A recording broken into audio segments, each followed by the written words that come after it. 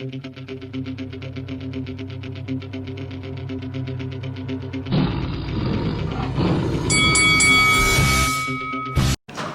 this is Eddie Hearn, and you're watching Lights Out. I'm going to have to ask you, you just mentioned David Price and Derek Chisora, so you brought us onto the heavyweight scene. You were there the night Tyson Fury became the world champion, You've announced Anthony Joshua's matches over the year. You were there Madison Square Garden when he lost to Andy Ruiz. You of course know who Deontay Wilder is.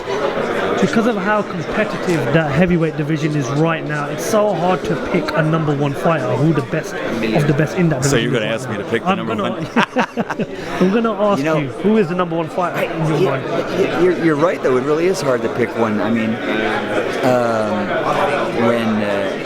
when the Gypsy King and Wilder fought each other, and Wilder had those two knockdowns, and the one was a sensational, almost looked like it was lights out knockdown in the 12th and final round.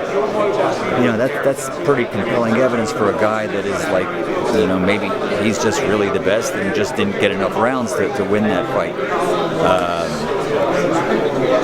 Tyson Fury is this brilliant defensive fighter, clever fighter. He's very economical with his punches. What surprised me is when I looked at the punch stat after that fight, they really hardly threw any punches. And I went back and looked at the Vladimir and Tyson Fury fight, and again, landing 3, 4, 5, 6 punches at the most per round. It's not a lot of punches. Whereas I'd like to see a little more output from everybody. And I'm looking forward to the rematch with Andy Ruiz and Anthony Joshua, December 7th in Saudi Arabia. I'm going to that one. And man, the heavyweight division is awesome. I mean, you got 4 guys at the top.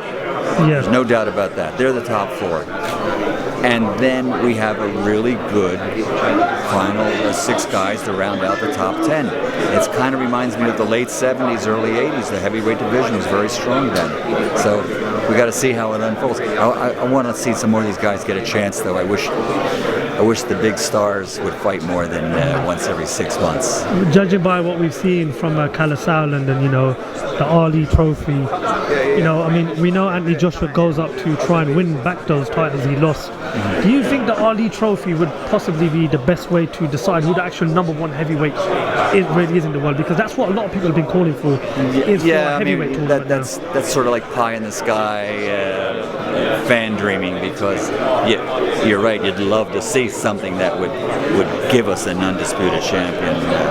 If we had an undisputed heavyweight world champion, that'd be great. I mean, all this like lineal and WBC and IBF, and, some of them are just fantasy titles. And, it's just crazy. We just want to see the best fight the best.